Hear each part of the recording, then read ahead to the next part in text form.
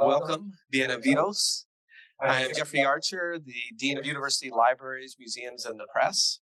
And before we get started, I'm just going to start with our land acknowledgement.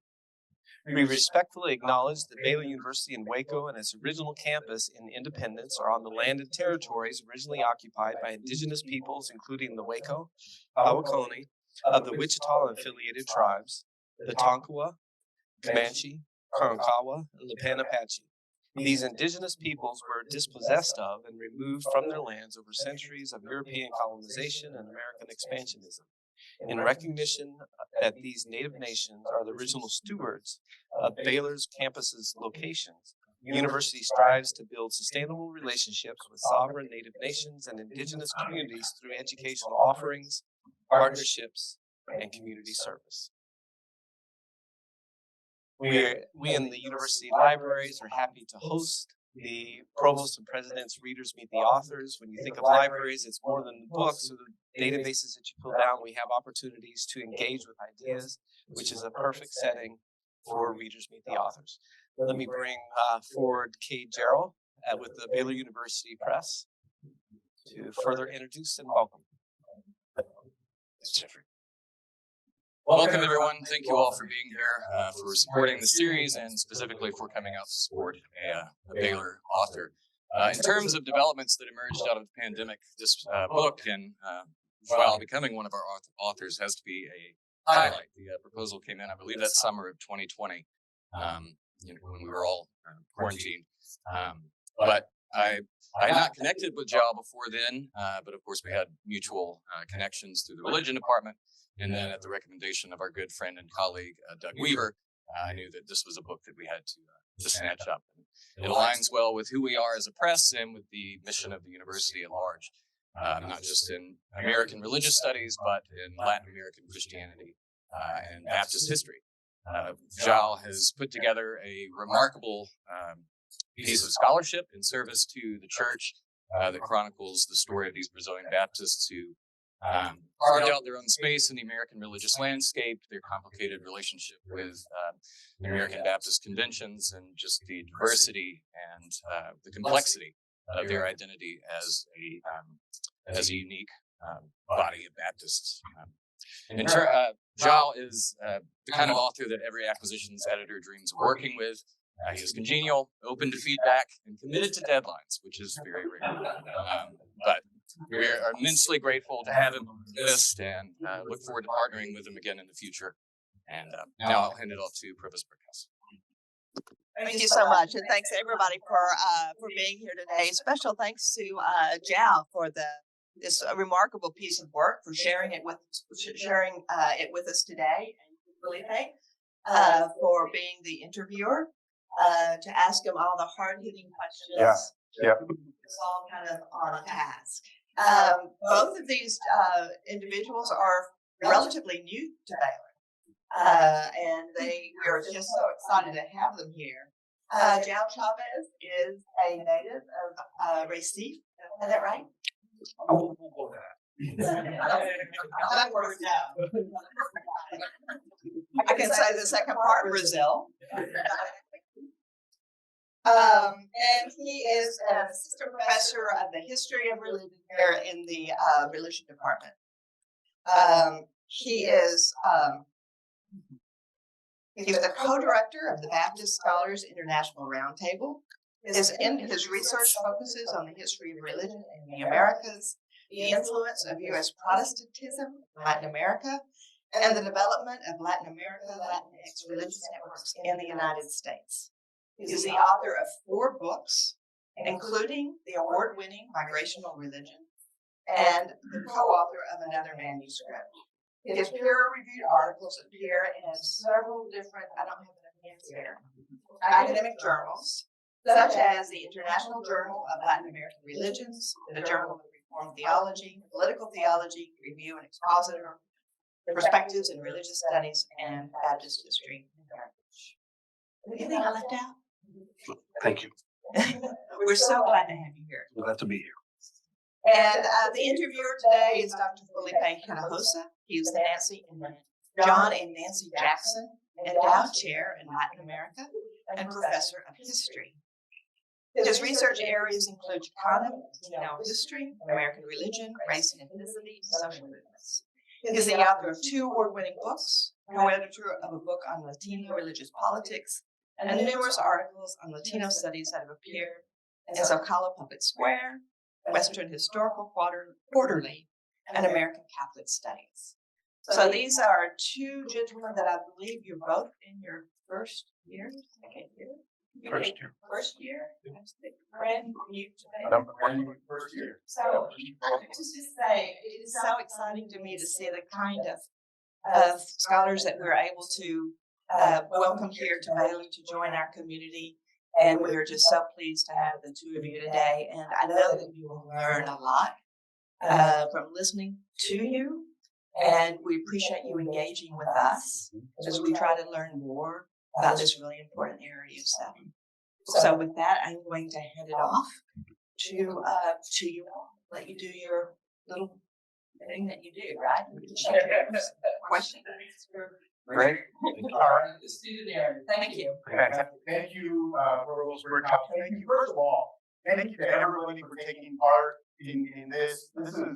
This is just a really cool event. This is something that universities should do, celebrate their authors and their faculties.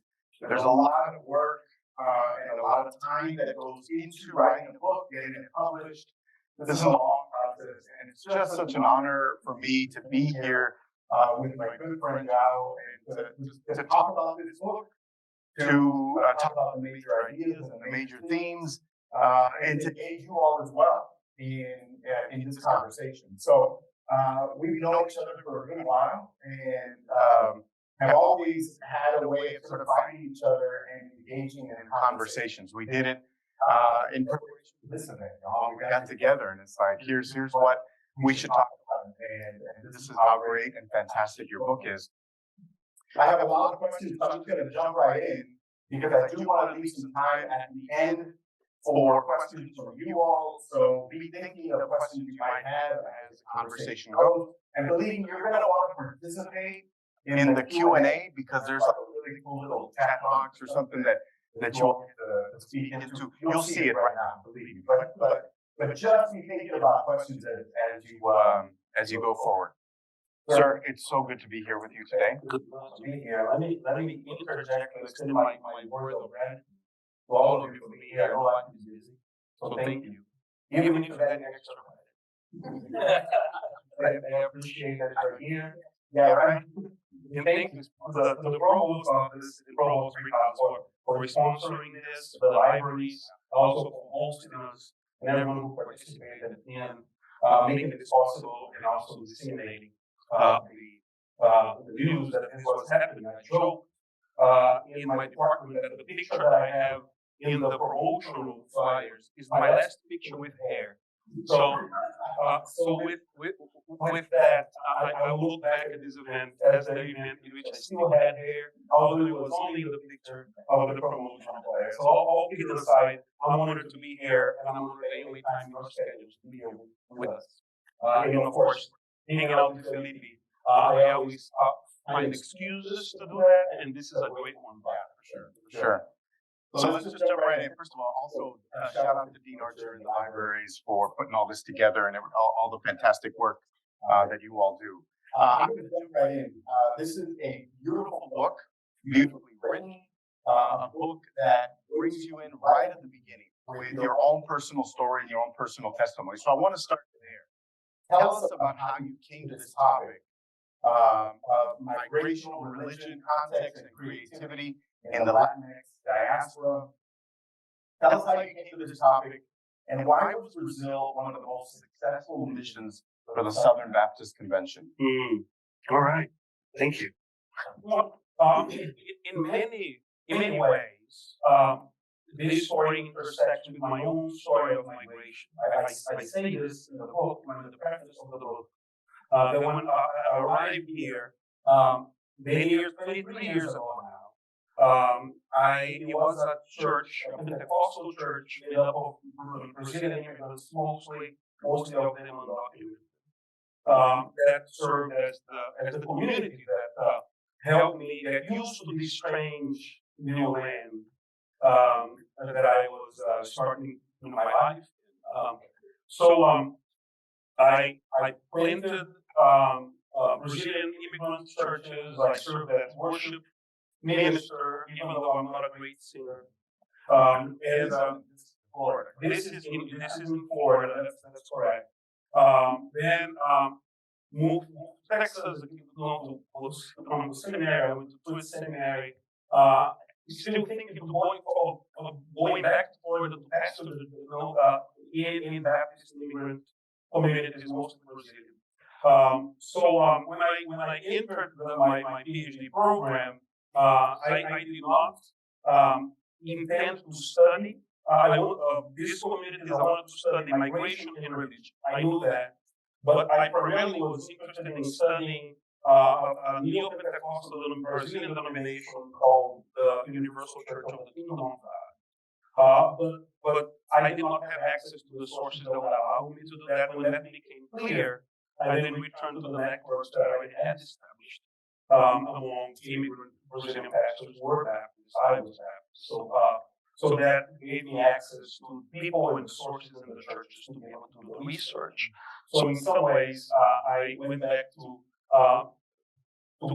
this community and to answer questions that I already had as a parishioner, as a church planter, but now I was able to study and to answer them, or at least attempt to answer them more deeply. So that's part of how I got into that. And of course, when you talk about U.S. and Brazil, there are a few intersections that are important to mention. I think you mentioned one of them. Is that, in Latin America, Brazil is by far the place in which Baptists are most successful. So numbers are sometimes tricky depending on who you consult, but it is clear that Brazil has several number the times of the sum of all other Latin American Baptists.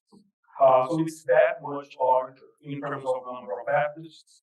And then also, if you look at Brazil and the United States, which is another connection that this book deals with, those are the two countries with the largest numbers of Christians, and it is projected to continue to be that way with the U.S. and Brazil being the countries again the largest number of Christians, and of course, in the case of the U.S., when predominantly white denominations continue to decline, part of the number of those Christians that will remain here in the United States are immigrant Christians and their children, which is another intersection that we also cover. Right. So we have those connections there, but there is a deeply personal connection to those stories there. When I came around to transform what was half of a dissertation and continue to expand that into what became this book, I figured when I wrote the preface, which I think is what you are referring to, that in some ways this has been going on for 20 years. Right? Because I do have deep experiences with communities that intersect with this particular story of migration, in the story of denominational life too. And I can say a little bit about the history of Baptists in Brazil, but I'll just mention briefly that it's a story that begins with Confederate exiles. The historian Gerald Horne called Brazil the deepest South. Tell us about that relationship to slavery, to the Confederacy, and why that's significant for the Baptists. Yeah. So Brazil is the country that was the last one to abolish slavery. And it did so in 1888, so 23 years after the end of the Civil War. And one of the reasons why there are many Southerners went to Brazil because after they lost the Civil War, was because Brazil offered the possibility of recreating the old South there, at least how they imagined it. That's not the only reason. Another reason is that the Brazilian movement also influenced the influx of white immigrants because of the way in which the Brazilian movement itself thought about race. Race is a very contextual thing. So there's in the difference there is important to mention, because whereas in the US, racial imagination developed in connection to heritage, right? So your race is the race of your parents and your grandparents and so on. So it's more rigid in that. In Brazil, race is defined mostly by phenotype, by how you look like. So that is there has been in the history of Brazil's racial relations the possibility of whitening, whereas in the US is more difficult because you go through more stable, hereditary issues, although there's still complexities there. Those are the differences, and that informed in part the cool influences of the Brazilian movement to bring these white Southerners. But then on the side of the white Southerners, there is this interest in Brazil, which remains a slaveholding country. When these thousands of disgruntled Confederates, as I call them, arrive in Brazil, they notice that the race relations in Brazil are a lot more fluid than they would like. Some of them formed ethnic communities to isolate themselves from Brazilian cosmopolitanism that was more mixed than they expected. And it is in those communities that the first and second Baptist churches in Brazil are created. And those communities that receive pioneer missionaries like William Bagby, for example, and his wife. There is a Bagby Street, you might have noticed, those of you who are in graduate college, is that Bagby. And as a matter of fact, when they arrive, they are received by an entourage that includes slaves to carry their luggage. And they reading their diary, they seem unfazed by that, perhaps understanding. So it is through those kind of networks that happened. The first Brazilian-born Baptist pastor was also ordained in a Masonic lodge called George Washington in one of those enclaves. And from there, the missionaries, the pioneers one anyway, go out to other places and continue to plant churches and to preach in different ways. So that's kind of the origin story, or at least an aspect of it. But it becomes a very successful enterprise in terms of the historic denominations. By the way, those enclaves included Presbyterians and Methodists also. Those Confederate enclaves, I mean. But in terms of these historic denominations, the Baptists are more successful in Brazil than the other ones. Of course, still inserted in a context in which, especially after the 1980s, you see the explosion of Pentecostalism that's happening in Latin America in general. And that's a parallel story, but it intersects with this story of migration too, as you probably remember. So a major theme in your book is migration. But I want to talk about Brazilian migration to the United States. You talk about a major sort of turning point, actually quite late in the 20th century, in the 1980s, in terms of increased numbers of Brazilians. Tell us a little bit about migration patterns to the U.S. pre and post 1980. What brought folks to the United States, the kind of connections that they would have had and where they went. And you write that American religious market continues to be informed thoroughly by migration patterns. So tell us about how they then influence those, that religious marketplace that they arrived to. Yeah, well, thank you. Well, that's a big one. Well, I should say that Brazil has a long history of being a recipient of, or a receiver, a host country of migrants. In the 80s, that shifts, meaning it is in the 1980s that we see very clearly that Brazil is exporting people more than they are importing people. There's a shift that happens then. Until then, Brazil, in some ways, like the US, receives immigrants from Germany and from England. And from the different places, Italy, that go work. There is a long story of Brazil being a country that receives migrants. As a matter of fact, when Barack Obama went to Brazil and gave his speech, he began by comparing the general ways in which Brazil and the U.S. History, in its complex ways, intersect and overlap. But in 1980, that changes. Particularly or most importantly because of the economy. right? There is economic hardship in Brazil, and there is a lot of migration that begins happening in 1980. The patterns that some of those migrations follow are patterns of networks that have already been established, especially in the state of Minas Gerais, the city of Governador Valadares, and also Criciúma, another state that another city that sends lots of migrants. There were transnational relationships established by Americans who had gone to those cities and worked there before. So there were already connections that were already. So there's a lot of people from Governador Valadares, for example, especially in the East Coast. I mean, even if you go to Massachusetts, you find whole neighborhoods with Brazilian everywhere. I mean, that's a lot of that happens. It's partly because of those pathways and connections that were already established, and migrants follow those. But the reason why is primarily economic push and pull factors, although it is important to note that until the later parts, until the last decade or so, it is clear that Brazilian migration is characterized by a low middle class migration. As a matter of fact, some studies suggest that the majority, over 50% of Brazilian migrants to the US, have some college degree or are college degrees or have professional degrees also. So there is a distinction there in terms of migration. Of course, if you look at every country, you're going to see different patterns. So it's not a kind of refugee situation of dire poverty situation that most of those migrants are having to leave. That is an economic concern, but in terms of its depth, I think it's important to qualify that most of the migration is characterized again by middle class folks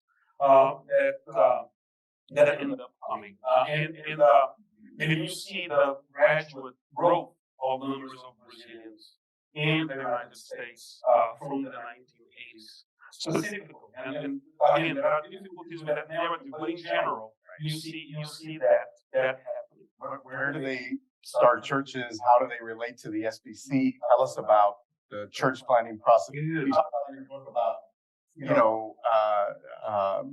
the neighborhoods and the kind of the ways in which the neighborhoods are changing and the role that the church plays in all of that. So tell us about that. Okay, so now moving from Brazilian migration in general to the subset of Brazilian Baptists and how those connect. I'll step back a little bit and say that Brazilian pastors have been pastoring churches for a long time. I talk about in the US. I talk about that in the book. They are mostly either predominantly white churches that they have pastors as music ministers, sometimes senior ministers, and so on and so forth. Because what's happening in Brazil, again, and Brazilian Baptists continue to nurture this connection with the Southern Baptist Convention. And even to this day, to a great extent, sending the best and brightest students to Southern Baptist seminaries is a practice that continues to happen. So many students, Brazilians, would come to Southern Baptist seminaries and then sometimes work in either Spanish-speaking or English-speaking churches in the United States. So there's a long history of that. There's a long history of Brazilian Baptists sending missionaries to other countries, to Chile. There is a connection that goes back to 1907, to Portugal in 1911, Canada to Spain. So you see many places in Africa and Asia. So there is this missionary drive that you see happening throughout the history of Brazilian Baptists. And then in 1981, and this is where I really focus into the network that I look at for Migrational Religion, Southern Baptist Church in Newark partners with the World Mission Board, that is the missionary agency of the Brazilian Baptist Convention, to bring up Brazilians, but not because they are looking at reaching Brazilians, but because of the Iberian Portuguese that populate this region in Newark. There are also different flows of Iberian Portuguese migration to mostly California and the East Coast. First, attracted by the whaling industry in the end of 19th, beginning of the 20th century. But then in 1960s and 80s, there's another flow. So then this pastor comes and begins pastoring this church in 1981 in Newark, New Jersey. And it's interesting, I went to that church, and I think it is an interesting picture of the way in which migration and religion have intersected for as long as the U.S. Has been a country.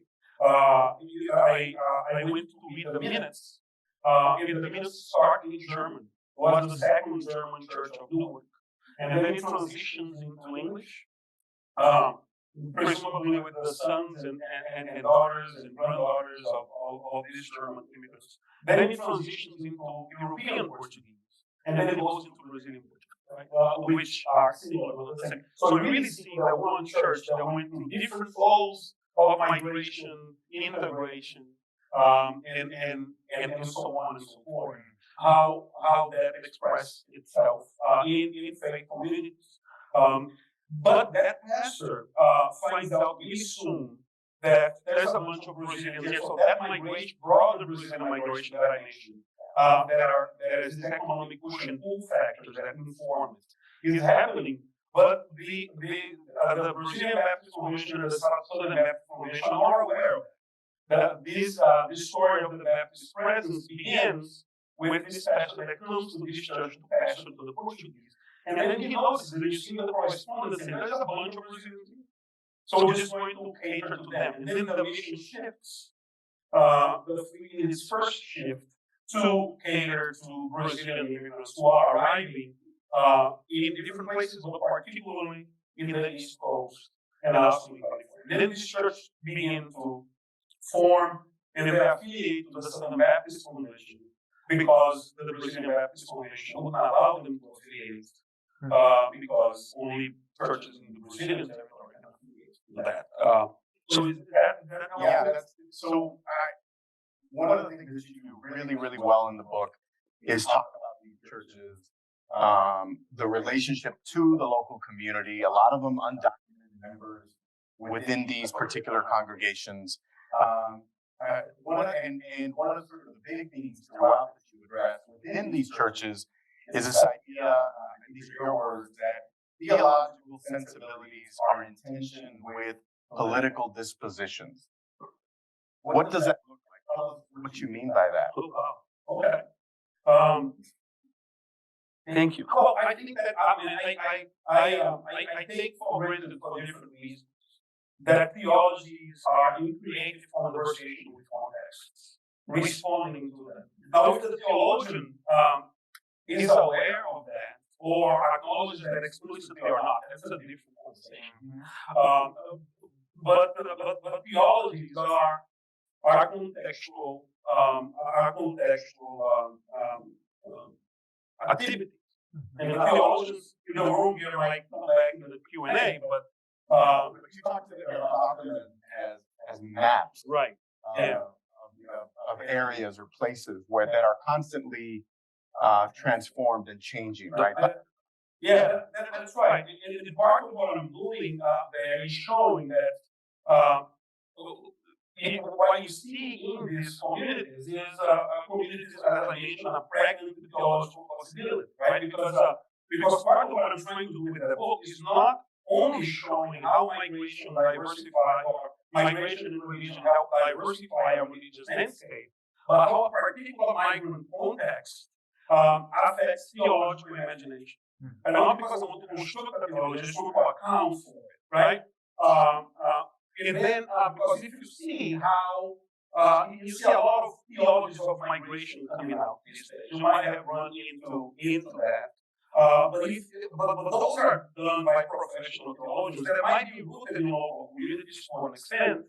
I was not as interested in those as I was in looking at how theological sensibilities develop in the communities themselves. And there is a difference there. There's a difference of using the experiences of those communities, or I should say, there's a difference between the professional theological use of the experiences in this community for constructing immigrant theologies and the way in which theology develops in the communities themselves. I was more interested in the lived theology, religious expositions than in the way in which those experiences are articulated for the field of theological studies, right? So in that sense, talking about theology as mapped in its contextuality is open space for the work that I try to name on these incipient immigrant theologies as I call them, in the presence of undocumented workers and parishioners is a big deal, particularly in that dynamic. And you see those dispositions continuing to happen. So if you are paying attention to Texas politics, for example, you've seen the anti-immigrant legislation that was put forth and approved by the state Senate, but I don't believe that it went through. And then if you look at Baptist responses to that, you might have seen Hispanic Texas Baptists saying, don't do that, right? So you see those political, and the way, why would you do that? Well, because God calls us to welcome the immigrant, right? Those are theological sensibilities that come up, and you see that there in these communities, and I was able to look at sources from pastors as soon as they arrive, and how they develop over the years. Some of them arriving voicing explicitly how discomfort they are for these immigrants that are not, and then this is a very American term, but they use it, law-abiding citizens, right? It always fascinates me being proud to be a law-abiding citizen in places, in Brazil is one of those places too, that have a history of very violent legislation. But nevertheless, they use that language. And then you see their transition into saying, I don't believe in borders. So yes, and because your life and your well-being is an important factor in this year. So we are going to be places where we walk alongside these people, no matter their condition, no matter their legal or their immigration status. That is not primary. So you see, in some of these passages, they are reflecting not on the theology they learned in seminary. As a matter of fact, that theology they learned in seminary will tell them to do otherwise. But out of a pastoral sensibility in a particular context that challenges them to revisit their aspects of their theological training and socialization. Right? So you see that transition happening there. Again, I was able to account for that transition. In those transitions, is this what you mean when you talk about in the book this term ethnic denominationalism? Is this what you're sort of trying to get at with what happens with immigrant communities and how these political dispositions change? Their views about undocumented immigration might change, right, based on that particular context. Am I sort of getting close to what you mean in terms of ethnic denominationalism? So that is an element of that. What I try to do with the idea of ethnic denominationalism in the book is one of these other ways in which these communities' experiences are multi-layered. Right? So on one hand, on the outside, what you see are often in many of the communities I saw, what you see are Southern Methodist churches, right? Or churches that are affiliated officially with or cooperate with the Southern Methodist religion. But when you start to look at how they actually cooperate with each other, they cooperate within ethnic terms. So they form their own ethnic association. And I asked the pastor, so what's up with relationships with the Southern Baptist Convention? And they go like, we try, but it's really difficult. We have problems when we try to work with them. To the extent that some of these churches tried to change the bylaws of the Brazilian Baptist Convention so they could be members of the Brazilian Baptist Convention. because would be the convention into which they are more feel more comfortable.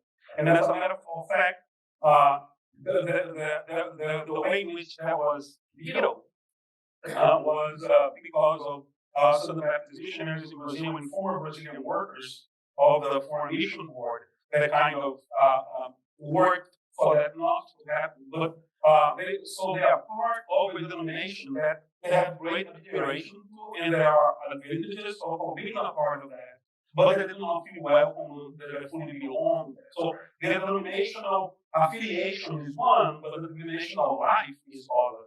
And ethnic denominationalism speaks not as much to their affiliation, but to their actual life as communities that cooperate with each other. And as a matter of fact, let's talk about that. When they try to change the bylaws of the Brazilian Baptist Convention, they say, look, we send so much money for stuff in Brazil already, and we send it in dollars. If you convert, because the currencies are stronger, right? The exchange rate favors sending money from here to there. We already contribute more than whole states in Brazil. So if you get Sergipe and you get Brazilian churches, the state of Brazil, and Brazilian churches in the United States, you're already getting more money than them anyway. So yeah, we want to belong to this. So they try to change to become truly a transnational denomination.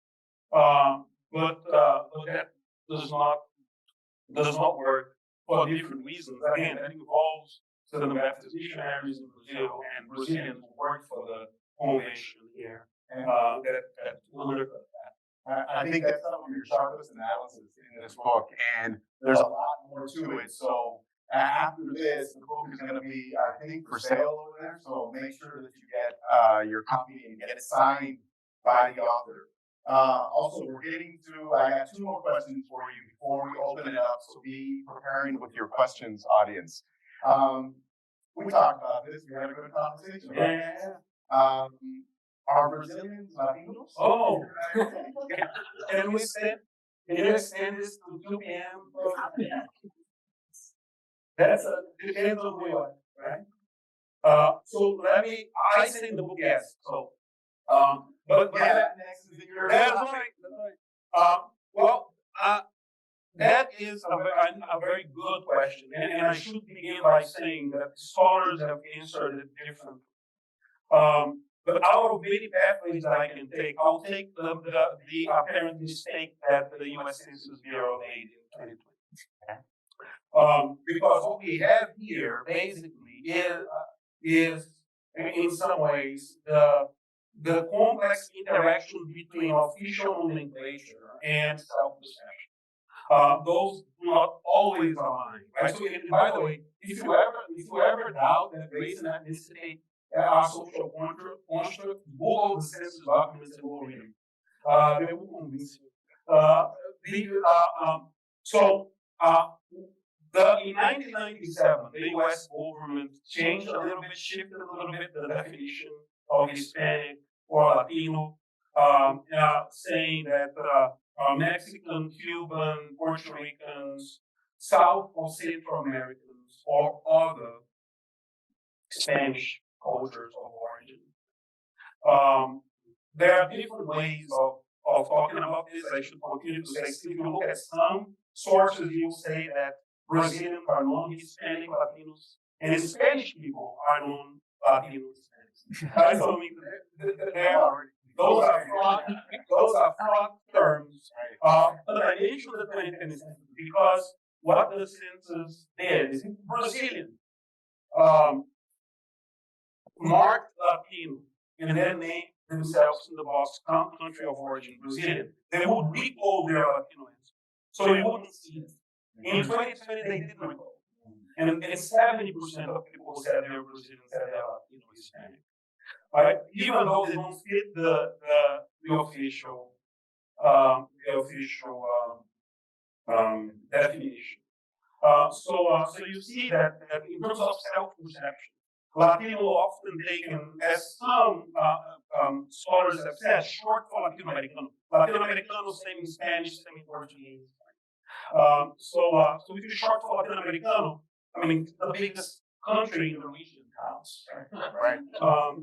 So that is that the part of the answer. Also, in the 2020 census, the census and some Brazilian community organizers worked with pastors to get the Brazilians to respond to the census. And you can see in those, I actually seen in one of the videos, it was in Portuguese, but I mean, sorry. You can see it. But he said, he assumed, some of those pastors, there are two others, they assume that Brazilians are going to mark Latino. They just say, don't forget to mark Brazilians, because we want to, right? So don't just do Latino. So they assume that the self-perception is there. Now, what I mentioned, however, in the book, and you might read that if you're interested, is that Brazilians are at the same time aggressively ethnic. And they define their identity in some ways, especially the first generation, talk about the first generation here, in contradistinction to the Hispanic community. And the reason that I argue for that is that Brazilians benefit from stereotypes that Hispanics, US Hispanics, do not. Brazilians benefit from a positive perception from the majority community. For example, if you Google 2017 CNN's coolest nationality, number one, Brazilian. Brazilian? Number one? What happened? It's the only Latino. Jamaicans come after the Singaporeans. I know that Americans love it. And so again, I mean, there is this positive perception. You think about Brazil. Let's try it out. So what do you think when you think about Brazil? What comes to mind? Soccer, Volleyball, beaches, samba, carnival. I mean, even if you're bad, it's part of the thing. Yeah, exactly. Why do you say that? Fun, right? But studies show that when predominantly white kind of communities think about Hispanic, they think undocumented, lazy, and all kinds of. Now, let me just say that Brazil is not just somebody's soccer. I mean, that's a distorted vision, right? It is distorted, too positive. It's not right. Both visions are out there. When I argue in the book that there is advantage for first generation Brazilians in capitalizing their Brazilianness in contradistinction to ethnic labels, because they are socialized here in ways that are more positive than these labels can offer them. So, and my criticism of this position that I mentioned in the book, if I remember correctly, is that by doing that, they are incorporating, intersecting varieties of two white supremacist societies, Brazilian, and we can talk about race and why I'm saying this if you want to, but maybe not, but maybe two parts. In the United States, right? So this kind of this capitalization on positive appropriation and image of a particular kind of ethnic identity versus solidarity with people that are from heritages from the same region is totally problematic. And pastors say that. And you see in the book, the pastors kind of are in a different place in their communities, often are, in terms of where this is, partially because they want their communities to be more diverse and more vibrant. So that is one way in which I want to say that. I'll stop here, but there are other ways in which you can look at that. I found that conversation again. I learned so much about that because when we think about Latino studies, and this is the conversation we were having in terms of where Brazilian immigration fits, what's the character of this population, what happens when they interact with other communities, where do they go and establish communities and so forth. I think it's really, really significant in terms of thinking about the kinds of expansiveness of Latinidad, the limits and also possibilities of that, which I think you present very, very well here in your book. We are at that time where I want to open it up to, so this is really cool, y'all. And into the box. Yeah, and do we actually toss that? We can, depending on who's receiving it. You hold your hands up, we'll toss it. So if anybody has any questions, whoever wants to start, if nothing else, to hold the box, right? So let me talk. There you go. All right, Marcelo, here we go, brother. That's the coolest thing. Wow. Thank you, João. Thank you, Felipe. Yeah. João, I had a similar experiences in Brazil with churches in that theologically they were very conservative, but on the ground, as soon as they hit the needs of people, the pastors would change, and there's an emphasis on care for the poor. But in the past 10 years, that has been changing as Brazilian churches are aligning more politically, theologically with American churches, where there's a more clear definition. If you're a conservative Christian, you have to have these certain social, political behaviors. And I'm seeing something that was more of a practice going against the grain theologically in Brazil. People are abandoning that because they're being forced into a box. Have you seen something similar happening in Brazilian churches, where as they're aligning more with U.S. politics, and U.S. politics, you have a very clear position on immigration? Are they starting to have some more tensions inside?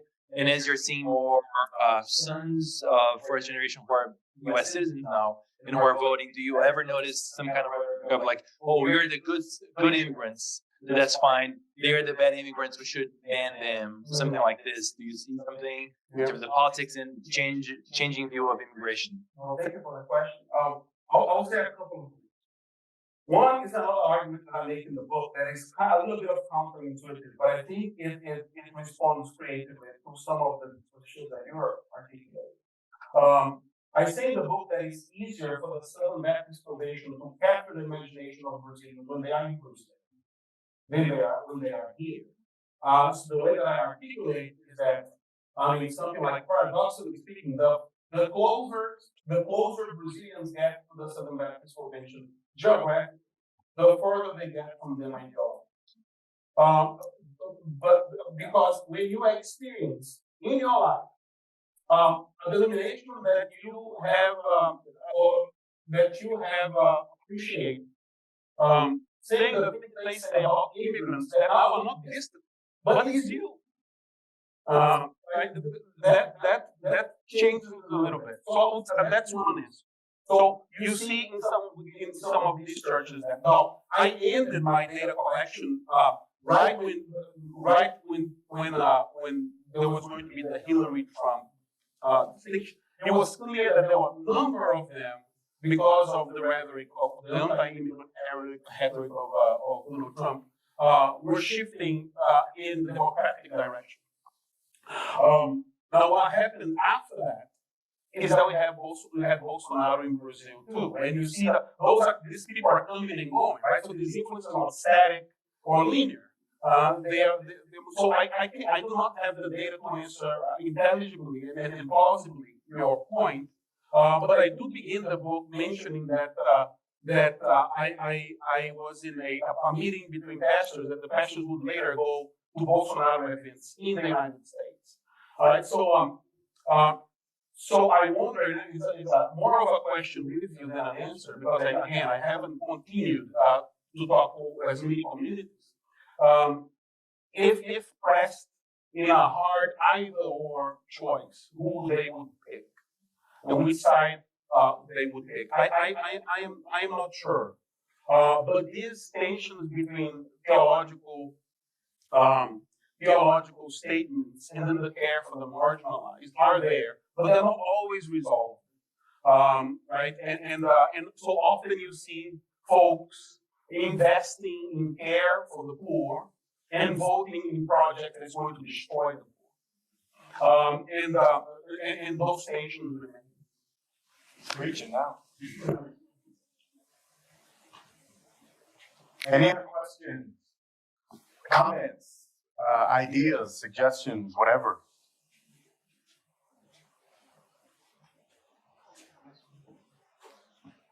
I just want to So I'm very curious about the relationship between context and theology, and the Brazilian communities that you studied were in particular places in the United States, some of which are much more liberal and some much more conservative. And I'm wondering if you saw that kind of diversity also reflected in the theologies towards which those churches moved. Well, thank you. That's a great question. Yes and no. For example, the churches in California had dual affiliation, a couple of them with the American Baptist Convention and the Southern Baptist Convention, right? So you see them dealing with American Baptist Convention, as you might know, fully inclusive, mainline denomination, Southern Baptist Convention, not that. You see those things there. But if you go, as I did in some of these churches, go there, Sunday school teaching kind of events and all that. Another context enter into the equation that is not necessarily the geographical context in the US, but is the fact that they live in the context of transnational Pentecostalism. So when you see the literature that they are using for Bible, Sunday school, and for other social and theological and religious events that they organize, they are thoroughly Pentecostal literature. To the extent that some of those pastors there, then the pastors in Baptist churches were even ordained, some of them, not all of them by any means, in Pentecostal churches. So when we talk about context, I think that the transnational networks of which they are part have a heavier influence than the geographical U.S. context in which they live. For different reasons. One of which that I mentioned in the book is the myth of return. Right? The Brazilians, and this is in the literature by historians, Brazilians, and sociologists, that if you talk to Brazilians, they often talk about when they are coming back. Their bodies are here, but their mind is not returning. I'm going to make this much, I'm going to come back. So they are not necessarily as invested in the local connections as they are in the transnational networks that kind of in some way shape their theological imagination or religious practice. So when you talk about context, geography is important, but just one of them. There are many other contexts there that inform my views. Is this helpful? Yes. It's always more complicated. Yeah. Dr. Chaves, thank you. Muchas gracias. My question is related to your comment regarding the reference to the immigrant churches requesting the Baptist Convention of Brazil to include them. And I think you suggested something when you were answering Provost Brighouse' question. Is the structures of denominationalism obstructing this transnational relationship that it seems to occur more among denominations than among other transnational Christian groups? Is there something about, I want to know, what did the Baptists in Brazil said to the immigrant churches, why they couldn't be part of the Brazil? Okay. That's really what I want to know. Well, basically they said that they would change the bylaws, and there was pressure again from the Southern Baptist Convention for not doing that. But your question, I think, it's very interesting. It touches on something that, no, I don't think denominationalism obstructs. I do think that it misleads in some way. This is what I mean. And I asked the pastors there, so by the book, if you're interested in this. But if you ask them, these are church Baptists, they will say, yeah, we're affiliated with the Baptist Convention, but we do not have a Baptist identity. Because if I have Baptist identity, I lose all my Pentecostal members.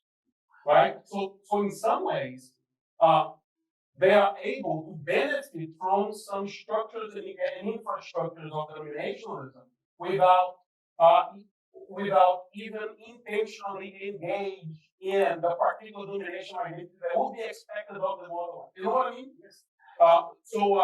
So if you go, for example, to a, and you see how these pastors manage it, I showed how they manage this. But one pastor says, yes, if the church is becoming really Pentecostalized, people professing and speaking in tongues, then I invite so-and-so to kind of come off. Right? They invite these big names from Brazilian evangelical world, and it's not that. But if they are being too old and I see that the Pentecostals are not happy, then I invite so-and-so to fire them up. Right? So you see them kind of strategically, because there is this kind of qualified humanicity. Because what attracts immigrants to churches is not denominational identity, is ethnic solidarity. They are there because it is a Brazilian church or a Spanish-speaking church or a whatever. They're not there because it's a Baptist church, right? As a matter of fact, the great majority of these folks are not Baptists. And then that brings questions that I deal with in the book, but I will shut up now in a minute, about the congregational issues. I mean, these people are voting on this issue. How do you maintain identity? These people who are voting are not investing in that identity at all. They just want to be there because of the food, the language, and the song. And how that helps maintain ethnic identity rather than the denomination. Does that help you? Thank you. Hi, I'm Beth Farwell. I'm here in the libraries here in Moody, and we have a collection of Brazilian music missionary papers. Joan Sutton, Bill Ichter, Rafael Manuel, but we've had some music researchers from outside of Baylor be interested in music missionary research, but they're also interested in the peoples that were served and documents from their point of view and not just from the missionary papers. And when I've asked the question, the response so far has been that there's not really a culture of collecting or gathering those materials, in part because of the just years and years of colonialization, that the identity to collect those materials is not rich. So I'm just curious, in your research, is there an absence of some research materials that were just never collected? Well, let me just mention something about, actually, I talked to Ralph Manuel for this project, because he was the professor of the seminary in Recife, my hometown. There is some research being done. One that came out of the music department here with Maria Monteiro, who's now teaching there, ethnomusicological kind of take on Brazilian humanity and its history. That begins with a Jewish immigrant unfold. I mean, it's a very interesting story. But back to the core of your question. When you're studying immigrant communities, the archives is the basements of so-and-so, right? Or the office of the pastor if the church is a little bit larger. And those are the places where I have to go. Which was generously supported by Baylor. They don't allow me to do some of that as a PhD graduate here because I was an HTI scholar. Baylor was involved in the Hispanic Theological Initiative, and that gave me a fellowship that allowed me to travel. And then the religion department also, with some of their research funding, helped me do that because I cannot just go to one or two archives. I have to go to 20, right? Because the archives are the churches themselves. I don't want to say that there is a culture that devalues that as much as often that the resources aren't there. I think that these communities are deeply aware of the value of what they produce and interested in preserving it. But then the networks and resources to do that is where the problem actually is. Thank you very much. Okay, I'm going to close us out. I'm going to thank you so much for coming, and a special thanks to João for sharing your work with us today, and for Felipe for being such a great interviewer. Guess who our next reader meet the author is? That would be January 30th. The title of his book is Apostles of Change, Latino Radical Politics, Church Occupations, and the Fight to Save the Barrio. So I will see you all there. There are books in the back, and there are cookies and drinks in the back, so stay and enjoy one another. And again, thank you so much. Thank you. Thank you, everybody. Appreciate you.